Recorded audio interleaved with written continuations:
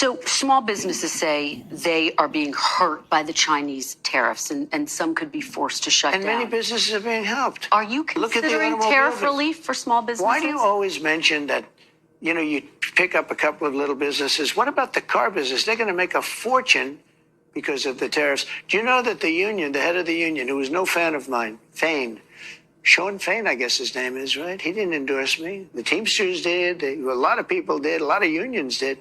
But he didn't. He couldn't stand me. Now he's saying, wow, what Trump's done for the automobile, I can't believe it. I assume he's going to probably now say the next thing he can say is, I endorse this guy. He's the greatest I've ever seen. He can't believe it's happened. He said, we've been waiting 40 years for somebody to do what Trump is doing. So why don't you mention the big car industry instead of mentioning somebody that's doing strollers? Well, I'm just asking you about small businesses. Are there any discussions about giving any relief to small businesses? They're not going to need it. Okay. They're going to make so much money. Are these tariffs? If you build your product here. Remember, there are no tariffs if you build your product here. It's very easy. It's very simple. Are these tariffs permanent, Mr. President? Depends on what you're talking about. One of the things that is going to bring and has brought, so I think we probably have close to $9 trillion of investments coming into this country. If you look at other presidents, there's never been anything like that. This is over a period of 2 months. You got to give me a little break on the 1 month because we're 3 months. But, let's say we had to get started. We had a lot of fake news at the beginning, so we had to beat that down. But so let's say in 2 months. So in just a short period of time, a matter of a couple of months, we have the largest number ever in history invested in the United States and committed. We have between guaranteed spoken for and people that are going to make a decision and announce it pretty soon, close to $9 trillion. We've never had anything close. Now, that's Apple building $500 billion worth of plants. They always built their plants in China. Now they're building their plants over here. That's the biggest computer company, the biggest chip company in the world. The chip company from Taiwan, which is the biggest in the world, is committed for $500 billion. Another one's committed for $300 billion.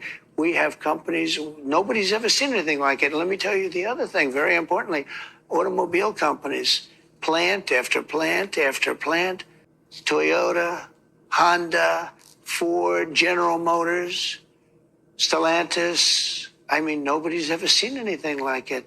And I don't like this, but it happens to be. They're stopping work in Mexico and they're stopping work in Canada and they're all moving here. This is important, though. You're not taking the possibility that these tariffs could be permanent off the table. Some of them. Oh, I wouldn't do that because if somebody thought they were going to come off the table, why would they build in the United States? You just signed a minerals deal with Ukraine. It's a sign, it seems, that the United States is invested in Ukraine's future. The Secretary of State told me this is a very critical week. Are you any closer to reaching a peace agreement between Ukraine and Russia? I hope so.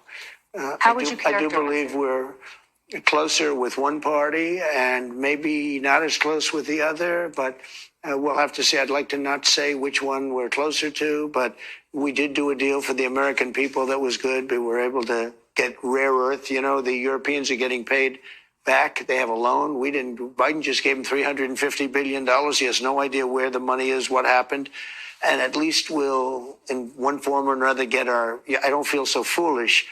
And remember this is Biden's war. This was a war that was never going to happen if I were president. This is a horrible, horrible war. And I get to see shots of soldiers through, satellite that are so terrible. 5,000 soldiers are being, 5,000 soldiers a week on average are dying. They're not American soldiers. But I want to solve the problem. They're Russian soldiers and they're Ukrainian soldiers. And if I can save 5,000 souls, I just love doing it. How long do you give both countries before you're going to walk away? Well, there'll be a time when I will say, okay, keep going, keep being stupid. When does that come? Are you close to it?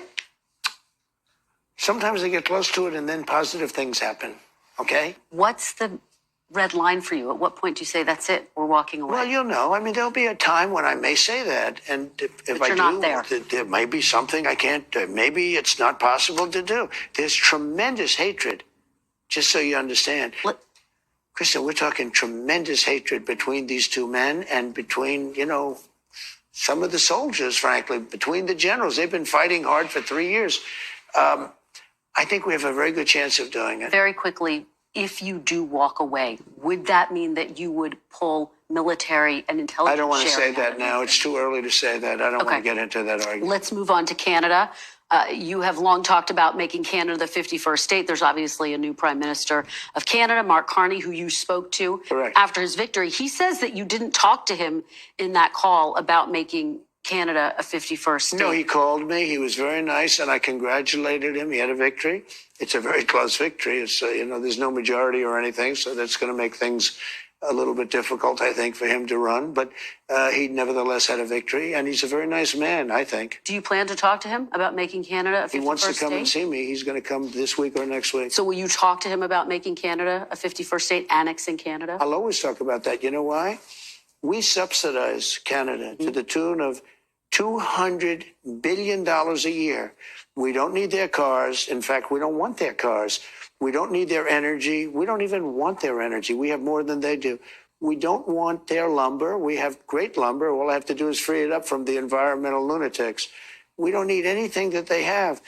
We're giving them. I asked Mr. Trudeau, who I call Governor Trudeau. I said, not Prime Minister, Governor. I said, Governor Trudeau, could I ask you one question?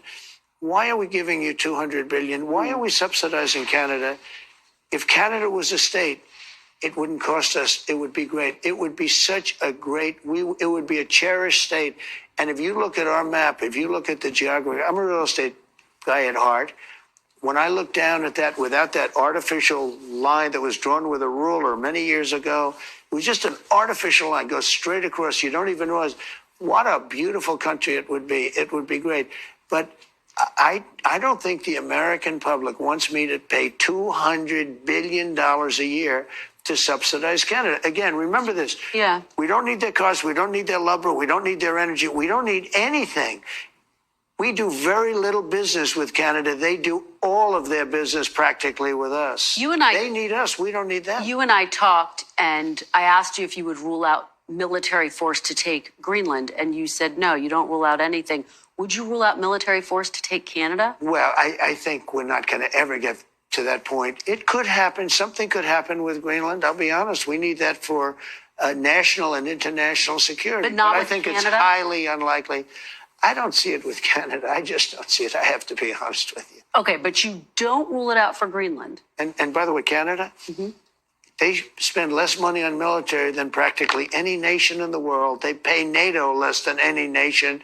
They think we're subsidized. They think we are going to protect them. And really, we are.